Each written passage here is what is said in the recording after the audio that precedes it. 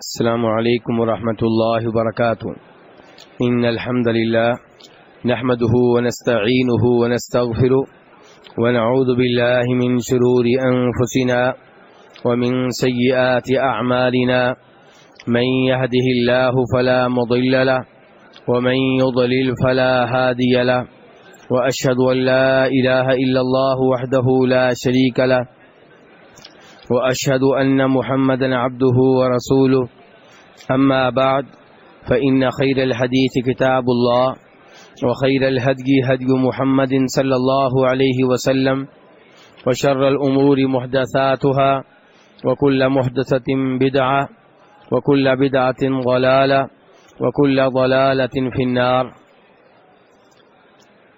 الدروس المهمة ایک مشہور و معروف کتاب ہے جس میں ایسے مسائل کو جمع کر دیا گیا ہے جن مسائل کو جاننے کی ہر عام و خاص کو ضرورت ہے. اس کتاب میں کئی ایک درس ہیں اور آج اس کتاب کے 11ویں درس پہ گفتگو ہوگی. 11واں درس کیا ہے؟ کتاب کے مؤلف کہتے ہیں الدرس الحادی عشر مبطلات الصلاۃ. 11ویں درس میں یہ بتایا گیا ہے کہ کون سی وہ چیزیں ہیں جن کی وجہ سے انسان کی نماز باطل ہو جاتی ہے، انسان کی نماز ختم ہو جاتی ہے، نماز پڑھتا بھی رہے تو نہیں ہوتی. ان چیزوں کا تذکرہ آج کے درس میں ہوگا. کتاب کے مؤلف کہتے ہیں وہی ثمانیۃ. کتاب کے مؤلف کہتے ہیں 8 چیزیں ایسی ہیں جن کی وجہ سے نماز باطل ہو جاتی ہے، ختم ہو جاتی ہے، ٹوٹ جاتی ہے. کہتے ہیں پہلے نمبر پہ الکلام العمد مع الذکر اما الناس والجاہل فلا تبطل صلاته بذلك. کہتے ہیں کہ پہلے نمبر پہ وہ چیز جس کی وجہ سے نماز باطل ہو جاتی ہے وہ یہ ہے کہ نماز میں آپ جان بوجھ کر گفتگو کریں. گفتگو جان بوجھ کر کر رہے ہیں اور آپ کو یاد ہے کہ میں نماز میں ہوں. مسئلہ بھی آپ جانتے ہیں کہ نماز میں گفتگو ممنوع ہے. اس کے باوجود اگر آپ نماز میں گفتگو کریں گے تو آپ کی یہ نماز باطل ہو جائے گی، ختم ہو جائے گی، اثر نو پڑھنا ہوگی. کہتے ہیں لیکن اگر کوئی آدمی بھول کر گفتگو کر لے، اسے یاد نہیں رہا کہ میں نماز میں ہوں، یا جاہل ہو، اسے پتہ ہی نہیں کہ نماز میں گفتگو ممنوع ہے، نیا نیا مسلمان ہوا ہے، تو ایسے آدمی کی نماز باطل نہیں ہوگی. اب سوال یہ پیدا ہوتا ہے کہ دلیل کیا ہے؟ پہلے نمبر پہ دلیل وہ حدیث ہے جسے امام بخاری، امام مسلم، امام ابو داؤد، حدیث کے یہ 3 بڑے امام روایت کرتے ہیں جناب زید بن ارقم رضی اللہ تعالی عنہ سے. کس صحابی کے نام لیا میں نے؟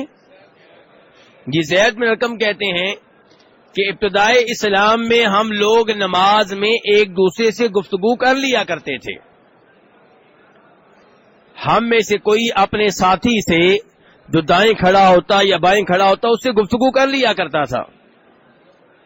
لیکن پھر اللہ تعالیٰ نے یہ حکم نازل فرمایا وَقُومُوا لِلَّهِ قَانِتِينَ کہ نماز میں اللہ تعالیٰ کے لیے خشوع و خضوع کے ساتھ، بڑے ہی ادب کے ساتھ کھڑے ہوا کرو.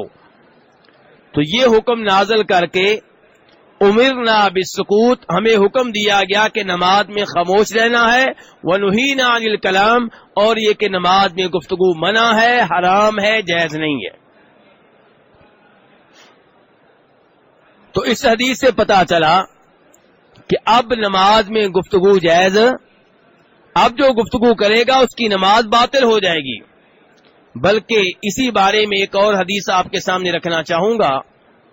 امام مسلم رحمہ اللہ روایت کرتے ہیں جناب جابر بن عبداللہ الانصاری رضی اللہ تعالیٰ عنہ سے. کہتے ہیں کہ نبی علیہ الصلوۃ والسلام اور ہم لوگ ایک دفعہ سفر میں تھے. آپ نے مجھے کسی کام کے لیے بھیجا. جب میں واپس آیا تو آپ سواری پہ بیٹھ کے نماز پڑھ رہے تھے.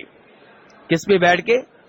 سواری پہ بیٹھ کے نماز پڑھ رہے تھے اور آپ کا چہرہ قبلے کی بجائے کسی اور جانب تھا.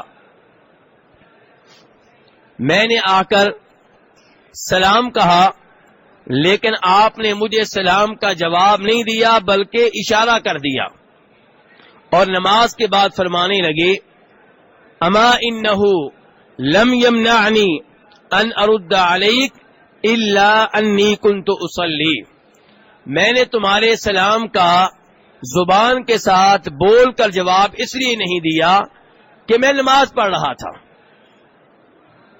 اس سے پہلے سلام کا جواب آپ کیسے دیتے تھے؟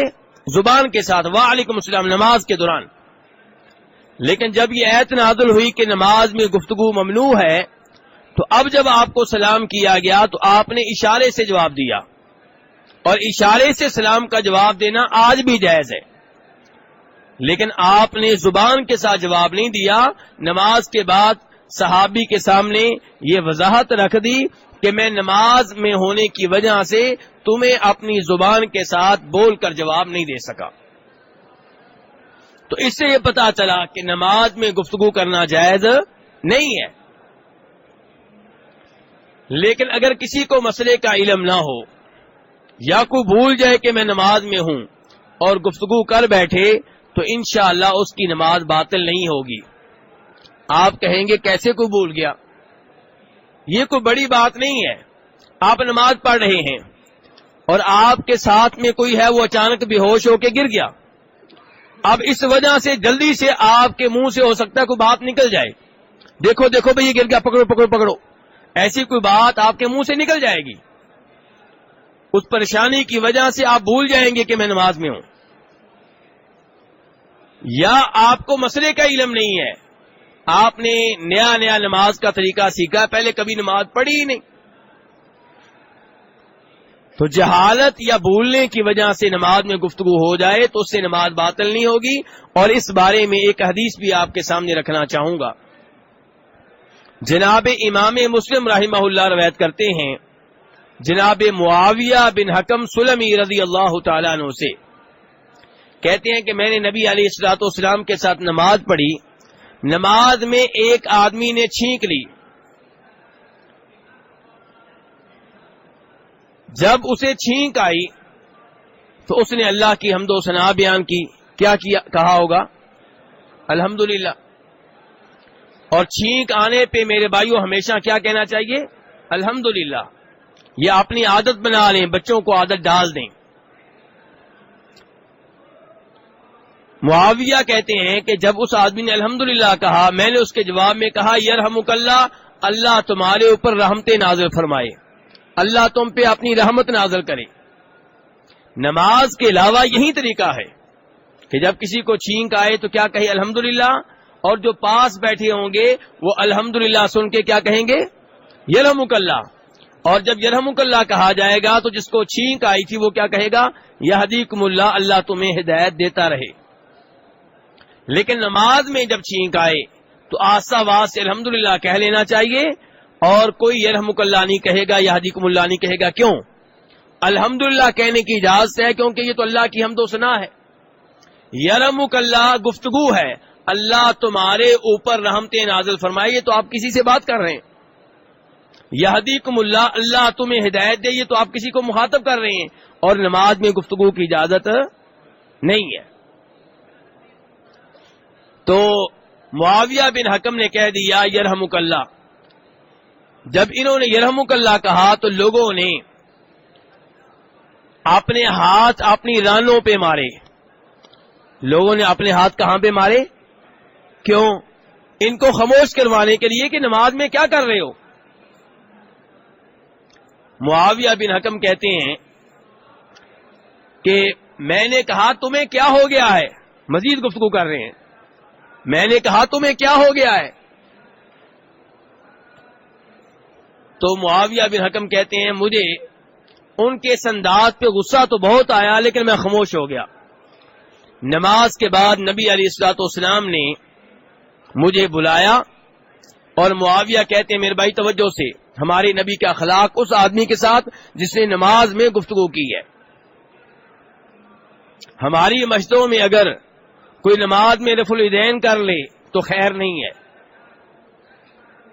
کہ اس نے ہمارے مسلک کے خلاف کام کیا ہے، یہاں پہ ایک آدمی نے نماز میں گفتگو کی ہے. نبی علیہ الصلوۃ والسلام کے صحابی جناب معاویہ کہتے ہیں بھی ابی ہوا و امی، میرے ماں باپ آپ پہ قربان ہوں، ما رأیت معلما قبلہ ولا بعدہ احسن تعلیما منہ، میں نے آپ سے اچھا ٹیچر کوئی نہیں دیکھا، آپ سے بہتر معلم کوئی نہیں دیکھا، آپ سے زیادہ بہتر انداز میں علم دینے والا کوئی نہیں دیکھا، نہ آپ سے پہلے نہ آپ کے بعد. فواللہ ما قہرنی ولا ضربنی ولا شتمنی، آپ نے نہ مجھے مارا، نہ مجھے ڈانٹ پلائی، نہ مجھے برا بلا کہا، صرف یہ کہا ان هذه الصلاة لا يصلح فيها کلام شیء من کلام الناس، کہ یہ نماز ہے اور نماز میں گفتگو کی اجازت نہیں ہے. نماز نام ہے اللہ کی تسبیح بیان کرنے کا، نماز نام ہے اللہ کی بڑائی بیان کرنے کا، نماز نام ہے تلاوت قرآن پاک کا. کیا اخلاق ہے، کتنی بڑی غلطی اور کتنے پیارے انداز سے آپ نے سمجھایا ہے. تو اس سے کیا پتا چلا کہ اگر کسی سے غلطی ہو جائے، کوئی جاہل ہو، اسی حدیث میں معاویہ آگے چل کے کہتے ہیں نبی علیہ الصلوۃ والسلام سے کہ میں نیا مسلمان ہوا ہوں، مجھے ایک اور مسئلہ بتا دیں. تو اس سے پتا چلا کہ معاویہ نئے مسلمان ہوئے تھے، ان کو معلوم نہیں تھا کہ نماز میں گفتگو ممنوع ہے، حرام ہے، منع ہے، اس لیے گفتگو کر بیٹھے. تو آپ نے یہ نہیں کہا دوبارہ نماز پڑھو، کیونکہ جاہل تھے، کیونکہ مسئلے کا علم نہیں تھا. لیکن اگر کوئی جان بوجھ کر گفتگو کرتا ہے اور یہ جانتا ہے کہ میں نماز میں ہوں، مسئلے کا بھی علم ہے، تو اس کی نماز باطل ہو جائے گی. اسے چاہیے کہ نماز نئے سرے سے پڑھے، دوبارہ سے پڑھے. دوسرے نمبر پہ وہ چیز جس سے نماز باطل ہو جاتی ہے، ختم ہو جاتی ہے، ٹوٹ جاتی ہے، کتاب کے مؤلف کہتے ہیں الضاحک، نماز میں کہکا لگا کے ہنسنا. کیسے ہنسنا؟ ایک یہ ہے کہ نماز میں آپ کو کوئی بات یاد آ گئی، اس کی وجہ سے آپ مسکرا اٹھے ہلکا سا، یہ بھی جائز نہیں ہے، لیکن اس سے نماز باطل نہیں ہوتی. لیکن جب آپ کہکا لگا کے نماز میں ہنسیں گے تو نماز باطل ہو جائے گی. دلیل کیا ہے؟ امام ابن منذر ایک مشہور و معروف امام گزرے ہیں، انہوں نے کتاب لکھی ہے الاجماع. اس کتاب میں انہوں نے وہ مسائل جمع کر دیے ہیں جن مسائل میں علماء کرام کا اختلاف نہیں ہے، بلکہ سب کا فتویٰ ایک ہی ہے. سب کا فتویٰ بولیے، سب کا فتویٰ ایک ہی ہے. اس کتاب میں امام ابن منذر کہتے ہیں اجمعوا علی ان الضحک یفسد الصلاۃ، کہ علماء کرام کا اس بات پہ اتفاق ہے کہ جب کوئی کہکا لگا کر نماز میں ہنسے گا اس کی نماز باطل ہو جائے گی، فاسد ہو جائے گی. اور میرے بھائیوں کیوں نہ ہو، جب گفتگو کرنے سے نماز باطل ہو جاتی ہے تو کہکا لگا کے مسکرانا، ہنسنا، تو اس سے نماز باطل کیوں نہیں ہوگی؟ بلکہ کہکا لگا کے ہنسنا اس بات کی دلیل ہے کہ آپ نماز کو نماز نہیں سمجھتے، آپ نماز کو کھیل تماشا سمجھتے ہیں. تو اس سے بھی نماز باطل ہو جاتی ہے، اور اس بارے میں کئی صحابہ کرام کا بھی فتویٰ ہے. تیسرے اور چوتھے نمبر پہ والاکل والشرب، نماز میں اگر آپ کوئی چیز کھائیں یا پئیں تو اس سے بھی آپ کی نماز باطل ہو جائے گی. اس کی دلیل کیا ہے؟ وہی امام ابن منذر فرماتے ہیں اجمع کل من نحفظ عنہ ان من اکل او شرب فی الفرض عامدا ان علیہ الاعادہ. امام ابن منذر کہتے ہیں کہ وہ علماء کرام جن کے اقوال ہم تک پہنچے ہیں ان سب کا اس بات پہ اتفاق ہے کہ اگر کوئی فرض نماز میں کوئی چیز کھائے گا یا پیے گا اور ایسا کام جان بوجھ کر کرے گا، اس پہ واجب ہے کہ اس نماز کو دوبارہ پڑھے. یعنی کہ پہلی نماز کیا ہو گئی ہے؟ باطل ہو گئی ہے، ختم ہو گئی ہے، اس کا اعتبار نہیں ہے. اور میرے بھائیوں صحیح بات یہ ہے کہ نفل نماز میں بھی اگر کوئی کھائے گا یا پیے گا تو اس کا بھی یہی حکم ہے. تو یہ 4 چیزیں آج کے درس میں ذکر ہوئی ہیں جن سے نماز باطل ہو جاتی ہے، ختم ہو جاتی ہے. باقی 4 چیزوں کا تذکرہ انشاءاللہ آئندہ درس میں ہوگا. اب میں آپ کے سوالوں کی